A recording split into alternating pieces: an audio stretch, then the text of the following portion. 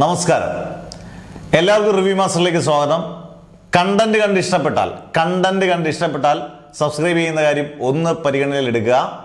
എമ്പുരാൻ നമുക്കറിയാം, ഈ അടുത്ത കാലത്തൊന്നും മലയാള സിനിമയിൽ കഴിഞ്ഞൊരു 10 കൊല്ലത്തിനിടയിൽ ഇത്രയും ഹൈപ്പിൽ ഇത്രയും പ്രതീക്ഷയിൽ വന്ന ഒരു സിനിമ വേറെയില്ല. കാരണം ലൂസിഫറിന് ശേഷം, ലൂസിഫർ 2019 പോലും അതിന് മുമ്പേയും ഇത്രയും ഹൈപ്പ് മൂവി എന്ന് പറഞ്ഞ് വരാനുള്ള ഒരു പടങ്ങൾ പോലും നമുക്ക് ചൂണ്ടിക്കാണിക്കുകയില്ല. അത്രയ്ക്ക് മലയാളികൾ എന്നല്ല, ഇന്ത്യയിൽ മൊത്തവും ഹ്യൂജ് പ്രൊമോഷൻസ് നടത്തിയൊരു സിനിമ പരാജയപ്പെടുമ്പോൾ ഇപ്പം എല്ലാവരും പറയും, നിങ്ങൾ തെറി കമൻറ്റുകളൊക്കെ ഇടുന്നതിന് മുമ്പ് ഇത് കണ്ടന്റ് കേൾക്കുക, നിങ്ങൾക്ക് എന്ത് കമൻസും ഇടാം, അതിനകത്തൊന്നും ഒരു കുഴപ്പമില്ല. കാരണം എല്ലാവരുടെയും സ്വാതന്ത്ര്യമാണ് സിനിമ കണ്ടവരുടെ അഭിപ്രായങ്ങൾ പറയുക എന്നുള്ളത്. അത് ഞാൻ രാവിലെ തന്നെ വീഡിയോ ചെയ്തായിരുന്നു കൃത്യമായിട്ട് ആ സിനിമ കണ്ടതിന് ശേഷം. കാരണം സിനിമ കണ്ടതിന് ശേഷം അതിനകത്ത് മമ്മൂട്ടി ഫാനോ മോഹൻലാൽ ഫാനോ ഇല്ല. സിനിമ കണ്ട് ഇഷ്ടപ്പെടുന്ന വിഭാഗം എന്തായാലും 90% ആ സിനിമ ഗംഭീരമാണെങ്കിൽ 90% പേർക്ക് ഇഷ്ടപ്പെടും. 10% പേർക്ക് ഇഷ്ടപ്പെടത്തില്ലെന്ന് വിചാരിക്കുക. പക്ഷേ 90% ഇഷ്ടപ്പെടണം, എന്നാലേ ആ സിനിമകൾ വിജയിക്കത്തുള്ളൂ എന്നുള്ളതാണ് മെഗാ ഹിറ്റുകളാകത്തുള്ളൂ. ഈ സിനിമ നമുക്ക് കാര്യത്തിലോട്ട് വരുവാണെങ്കിൽ, എമ്പുരാൻ എന്ന് പറയുന്ന സിനിമ നമ്മുടെ ക്യാപ്ഷൻ പോലെ നശിപ്പിച്ചാൽ പൃഥ്വിരാജാണോ, മുരളി ഗോപിയാണോ, ദീപക് ദേവാണോ അതോ എന്നൊക്കെ നമുക്ക് കുറേ ചോദ്യങ്ങൾ ഉന്നയിക്കാം. ചിലർ ചോദിക്കുന്നുണ്ട് ലൈക്ക പ്രൊഡക്ഷൻസ് രക്ഷപ്പെട്ടു പോയി എന്നൊക്കെ പറഞ്ഞു.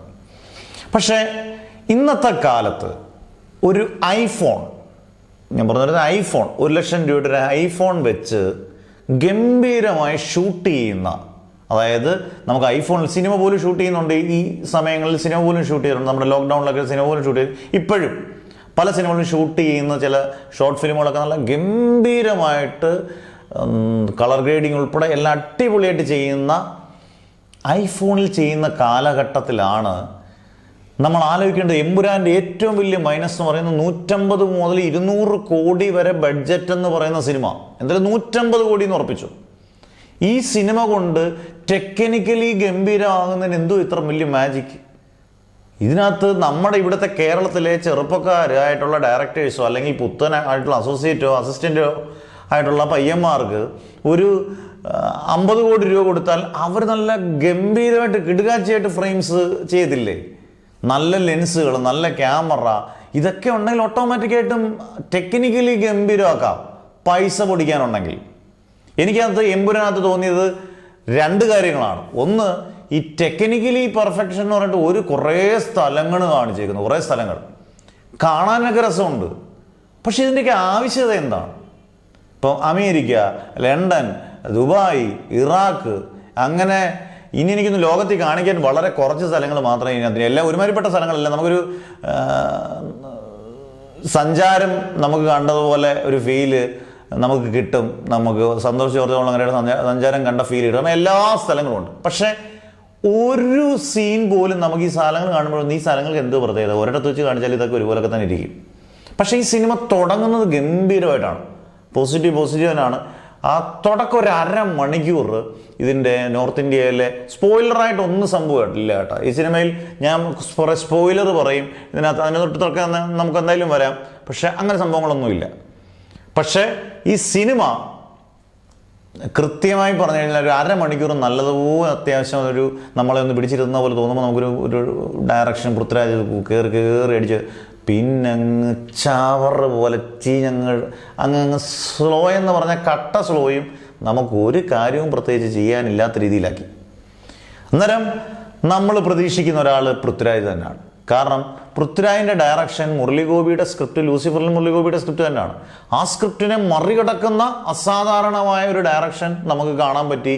പ്രത്യേകിച്ചും മോഹൻലാൽ ഫാൻസിനും ബാക്കിയുള്ള ആർക്കും അതിനകത്തെ ഒരു വട്ടം കണ്ടാൽ എത്രയും ഓർത്തിരിക്കുന്ന പഞ്ച് ഡയലോഗുകളും അതുപോലെ തന്നെ ഈ പറഞ്ഞ ഒരുപാട് ആക്ഷൻ, നല്ല സിമ്പിളായിട്ട് ആ കാലെടുത്ത് വെക്കുന്നതൊക്കെ ആണെങ്കിൽ പോലും ഒരുപാട് നല്ല ആക്ഷൻ സീക്വൻസ് നിറഞ്ഞതായിരുന്നു ലൂസിഫർ.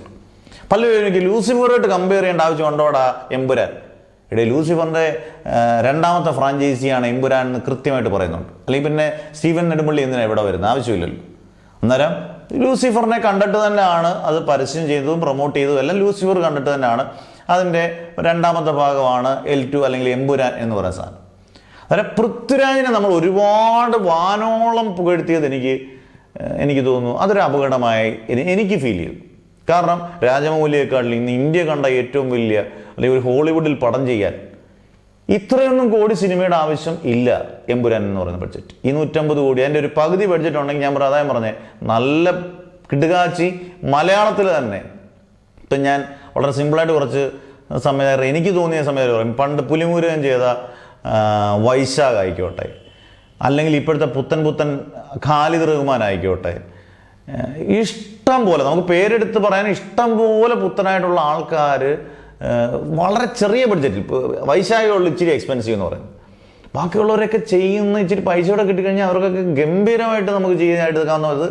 ഒരു കാര്യമില്ലാത്ത ബഡ്ജറ്റ് കൂട്ടി വെറുപ്പിക്കാവുന്ന തന്നെ മാക്സിമം വെറുപ്പിച്ചത് ഒരു പരിധിയിൽ കൂടുതൽ പൃഥ്വിരാജിൻ്റെ ഡയറക്ഷൻ തന്നെ. അതിനകത്ത് പൃഥ്വിരാജ് ഇതിനകത്ത് സ്ക്രീൻ പ്രസൻസ് ഏറ്റവും കൂടുതലുള്ള നടനും പൃഥ്വിരാജ് തന്നെയാണ്. അതിനകത്തൊന്നും ഒരു പ്രശ്നമില്ല. സ്ക്രീൻ പ്രസൻസ് കുറഞ്ഞാൽ മോഹൻലാലിന് കുറഞ്ഞാലൊന്നും കുഴപ്പമില്ല. പക്ഷേ ഉള്ള സീനുകൾ ഗംഭീരമാക്കാൻ നോക്കണമായിരുന്നു. ഇത് മോഹൻലാലിനെ കോട്ടിട്ട് ഇല്ല ചുമ്മാ എന്തിനകത്ത് കറക്റ്റില്ല ചിട്ടി എന്ന് പറഞ്ഞാൽ കഥാപാത്രം നടക്കുന്നുള്ള നടപ്പിച്ച് ചുമ്മാ അതിൻ്റെ കൂട്ടത്തിൽ പൃഥ്വിരാജ് സ്ലോ മോഷനായിട്ട് നടന്നു പറഞ്ഞാൽ ഒരു കാര്യമില്ല. ഒരു ആക്ഷൻ സീക്വൻസിനും പ്രത്യേകിച്ച് കാര്യമില്ല. ഇൻ്റർവൽ ബ്ലോക്ക് കഴിഞ്ഞതിന് ശേഷം ഒരു ജംഗിളിൽ നടക്കുന്ന കാട്ടിൽ നടക്കുന്ന ഒരു ഫൈറ്റ് സൂപ്പറായിട്ട് എടുത്തിട്ടുണ്ട്. അത് കഴിഞ്ഞ ശേഷം വീണ്ടും എന്തൊക്കെയോ പറഞ്ഞ് വീണ്ടും പോയി അങ്ങ് പോവുകയാണ്. ആന്റണി പെരുമ്പാവൂരിന് ലൂസിഫറിനകത്ത് ഇങ്ങനെ കൈ കാണിച്ചിട്ട് പോകുന്ന റോളുണ്ട്. അത്രയേ ഉള്ളല്ലോ അത്. ഇതിനകത്ത് നല്ലൊരു പ്രമുഖമായ കഥാപാത്രം കൊടുത്തിട്ടുണ്ട്. എന്തിന് ഇത്രയും നടന്മാർ ഇതിനകത്ത്? ഞാൻ പറഞ്ഞില്ല, വിദേശ നടന്മാരൊക്കെ ഇഷ്ടം പോലെ പേരാണ്.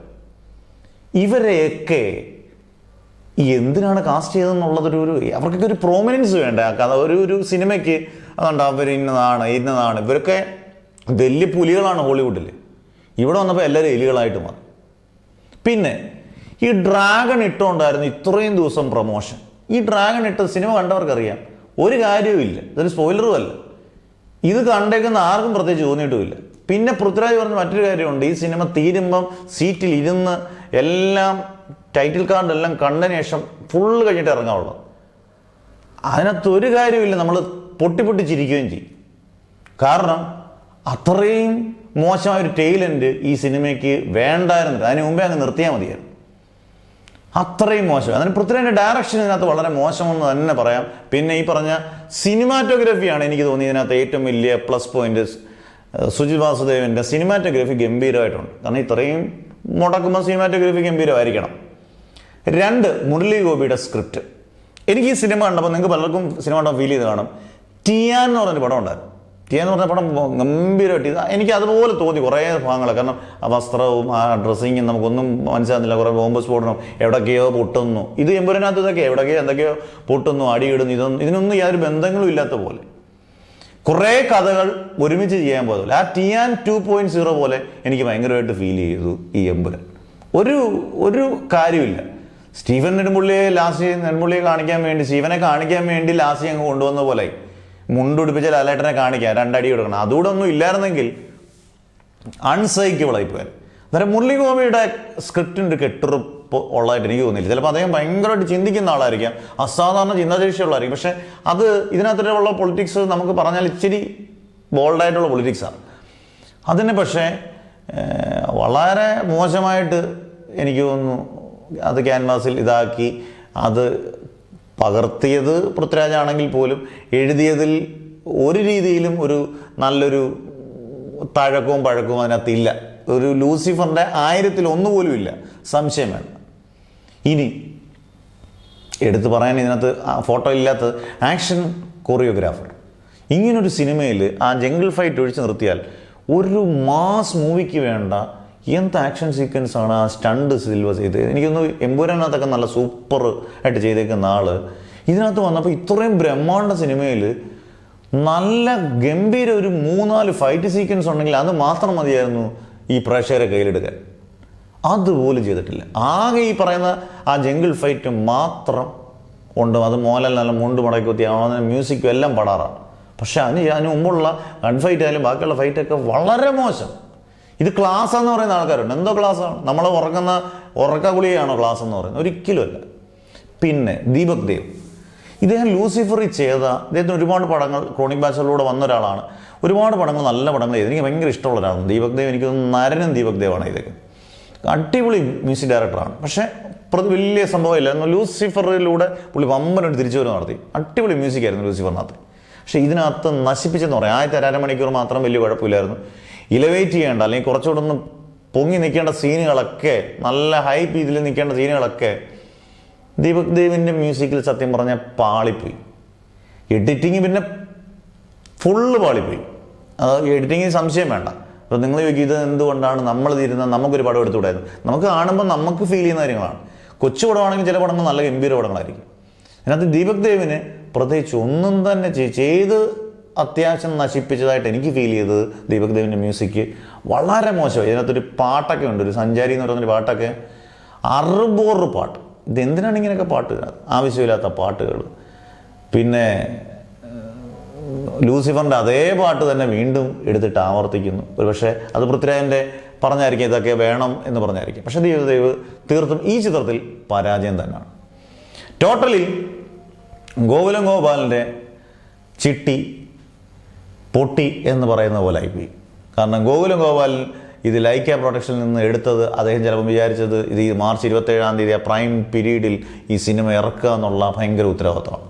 ഇത് മലയാള സിനിമയ്ക്ക് വലിയ ഇന്ത്യൻ സിനിമയ്ക്ക് കാണിക്കാൻ വലിയൊരു മുതൽക്കൂട്ടായേനെ. പക്ഷേ അതിൻ്റെ നേരെ ഓപ്പോസിറ്റ് റിയാക്ഷനാണ് ഇവിടെ സംഭവിക്കുന്നത്. കാരണം ഒരു വലിയ ക്യാൻവാസിൽ എടുക്കുമ്പോൾ അതിനകത്ത് കാണണം. ബാഹുബലി, KGF ഇതൊക്കെ നമ്മൾ ഒരു വട്ടം കാണുമ്പോൾ 1, 2, 3 വട്ടം കാണാനുള്ളൊരു ഒരു ഇതുണ്ട്. ഇത് രണ്ടാമതൊരാൾ കാണാൻ ഫാൻ എനിക്ക് തോന്നുന്നില്ല. നമ്മളെ ഫാൻസിൻ്റെ കൂടെ ഇരുന്നാണ് നമ്മൾ എല്ലാവരും ഇരുന്നാണ് കാണുന്നത്. ഒരിക്കലും രണ്ടാമതൊരാൾ കാണാൻ വളരെ ചാൻസ് കുറവാണ്. അങ്ങനെ ഈ ഒരു 1, 2 സീനിന് വേണ്ടി ഒരാൾ 2-3 മണിക്കൂർ ചിലവിടുമെന്ന് എനിക്ക് തോന്നുന്നില്ല ഇക്കാലത്ത്. അന്നേരം ഗോകുലം ഗോപാലിന് നല്ല പണി കിട്ടിയിട്ടുണ്ട്. പിന്നെ ആന്റണി പെരുമ്പാവൂർ പിന്നെ പ്രശ്നമില്ല. കാരണം അദ്ദേഹം ഈ പറഞ്ഞ പോലെ ഓക്കെയാണ്. പിന്നെ മോഹൻലാലിനെ കുറിച്ച് ഞാൻ വേറെ ഒന്നും പറഞ്ഞു. എനിക്ക് മോഹൻലാലിൻ്റെ ഒരു നെഗറ്റീവ് തോന്നിയത് ഈ കോട്ടും സ്യൂട്ടും ഇട്ട് മോഹൻലാലിനെ ഈ റോബോട്ടിൻ്റെ കൂട്ട്, ചിട്ടിയുടെ കൂട്ട് ഇതാക്കിയതിന് പ്രധാന കാരണം മോഹൻലാൽ അല്ലല്ലോ, അത് ഡയറക്ടറായിട്ടുള്ള ആളാണ്. പിന്നെ മേക്കപ്പ് മാൻ നല്ല വൃത്തിയായിട്ട് നല്ല വൃത്തികേടായിട്ട് കോസ്റ്റ്യൂം കൊടുത്തിട്ടുണ്ട്. അദ്ദേഹം യൂട്യൂബിൽ ഇരുന്ന് തള്ളുന്ന കണ്ടു. പക്ഷേ ഭയങ്കര മോശം കോസ്റ്റ്യൂമാണ്. പക്ഷേ മുണ്ടുടുത്ത് വരുമ്പോൾ ഇനി എന്ത് പറയാമല്ലോ, മുണ്ട് മടക്കി കുത്തി വരുമ്പോൾ ഒരു തമ്പുരാൻ ലുക്ക് തന്നെയാണ്. അവിടെയുള്ള ആകെയുള്ള പ്രേക്ഷകരുടെ സാറ്റിസ്ഫാക്ഷൻ. ബാക്കിയുള്ളിടത്തെല്ലാം മോശമാണ്. ആദ്യം മുതലേ അങ്ങ് എബ്രഹാം ഖുറേഷി മുണ്ടുടുത്തിരുന്നെങ്കിൽ എന്ന് പറഞ്ഞ തിയേറ്ററിൽ പറഞ്ഞ ആൾക്കാരുണ്ട്. അത് നടക്കുന്ന കാര്യമല്ലല്ലോ. ഹോളിവുഡ് പോലെ എടുത്തു അവസാനം നമ്മുടെ തട്ടുകട പോലെ ആയിപ്പോയെന്നുള്ള അവസ്ഥയായിപ്പോയി. അന്നേരം ഇതുകൊണ്ട് പ്രയോജനം കിട്ടേണ്ടിയിരുന്നത് വലിയൊരു വിജയമാണെങ്കിൽ ഇത് പ്രയോജനം കിട്ടേണ്ടിയിരുന്നത് തീർച്ചയായിട്ടും പൃഥ്വിരാജിനാണ്. കാരണം വലിയ സിനിമകൾ എടുക്കാം, ഷാരൂഖ് ഖാനെയും രജനീകാന്തിനെയും പോലുള്ളവരെ വെച്ച് സിനിമ എടുക്കാം, വേണമെങ്കിൽ ഹോളിവുഡിൽ പോയി സിനിമ എടുക്കാം. പക്ഷേ പൃഥ്വിരാജ് മലയാളത്തിന് വളരെ എക്സ്പെൻസീവാണ്. മാത്രമല്ല പൃഥ്വിരാജ് ഈ പറയുന്ന ഇലുമിനാറ്റിയ സംഭവങ്ങളൊന്നും തന്നെ എമ്പുരാനിൽ കാണിച്ചിട്ടില്ല എന്നുള്ളതിൽ നിസ്സംശയം പറയാം. ടോട്ടലി ഈ സിനിമ ഈ പറയുന്ന എല്ലാവരെയും ഡ്രാഗൺ ഇട്ട് കളിപ്പിച്ചതുപോലെ ഇപ്പോൾ ലാസ്റ്റിൽ നാട്ടുകാരും വീട്ടുകാരും കളിപ്പിച്ചു എന്ന് പറയുന്നതായിരിക്കും സത്യം. കാരണം ആ ഡ്രാഗൺ ഇട്ട് എന്തിനാണ് ഇത്രയും ആൾക്കാരെ പൊട്ടം കളിപ്പിച്ചു? അതിൻ്റെ യാതൊരു ആവശ്യം സിനിമ കാണുമ്പോൾ ആർക്കും ഇല്ല. പിന്നെ ക്ലൈമാക്സിൻ്റെ ടെയിലെൻഡ് ഞാൻ പറയേണ്ട ആവശ്യമില്ല, നേരത്തെ പറഞ്ഞതാണ് ശോകം. അന്നേരം L3ക്ക് വേണ്ടി കാത്തിരിക്കുന്നവർ കമൻ്റ് ഇടുക. L2 എങ്ങനെയുണ്ട്, എമ്പുരാൻ എങ്ങനെയുണ്ട്, നിങ്ങൾക്ക് നിങ്ങളുടെ കമൻ്റ് ഇടാം. ഒരു സിനിമയെ അങ്ങ് കീറി മുറിച്ചതൊന്നും അല്ല. നമ്മൾ ഈ സിനിമ അതിയായ പ്രതീക്ഷയിലാണ് പോയി കാണുന്നത്. ഏത് ഫാനായിക്കോട്ടെ, പൃഥ്വിരാജ് പറഞ്ഞ പോലെ മമ്മൂട്ടി ഫാനോ മോഹൻലാൽ ഫാനോ ആയിരിക്കും കേരളത്തിലുള്ളവരല്ല. അന്നേരം എന്തായാലും നമ്മൾ സിനിമ കാണുമ്പോൾ നമ്മുടെ അഭിപ്രായങ്ങൾ ഉറപ്പായിട്ടും പറയും. നല്ല സിനിമയാണെങ്കിൽ നല്ലത്, മമ്മൂട്ടിയുടെ പടം മോശമാണെങ്കിൽ മോശമെന്ന് തന്നെ ഉറപ്പായിട്ടും ഞാൻ പറയും. കാരണം ഈ യൂട്യൂബിലെ വരുമാനം കൊണ്ട് ജീവിക്കുന്ന ഒരാളല്ല ഞാനും. അത്യാവശ്യം അല്ലാതെ ഒരു വരുമാനമൊക്കെ കണ്ട് ജീവിക്കുന്ന ഒരാളാണ്. അന്നേരം ഇത് നമ്മുടെ കൃത്യമായി ഞാൻ കാണുന്ന സിനിമകളുടെ റിവ്യൂ അതുപോലെ ചെയ്യുന്ന ആളാണ്. ഇനി അങ്ങനെ തന്നെ റിവ്യൂ ചെയ്തോളൂ. അതിനകത്ത് നിങ്ങൾക്ക് പെയ്ഡ് റിവ്യൂസ് ഒന്നും ഒരിക്കലും എൻ്റെ യൂട്യൂബ് ചാനലിൽ ഒരിക്കലും വരത്തില്ല, സംശയം വേണ്ട. അന്നേരം നിങ്ങൾക്ക് നിങ്ങളുടെ കമൻസ് ഇടാം. വീഡിയോ കണ്ട് കണ്ടൻറ്റ് ഇഷ്ടപ്പെട്ടാൽ സബ്സ്ക്രൈബ് ചെയ്യുക, അല്ലാതെ പ്രശ്നം വിട്ടേക്കുക. ഓക്കെ, അടുത്ത വീഡിയോ ആയിട്ട് കാണുന്നവരെ ബൈ.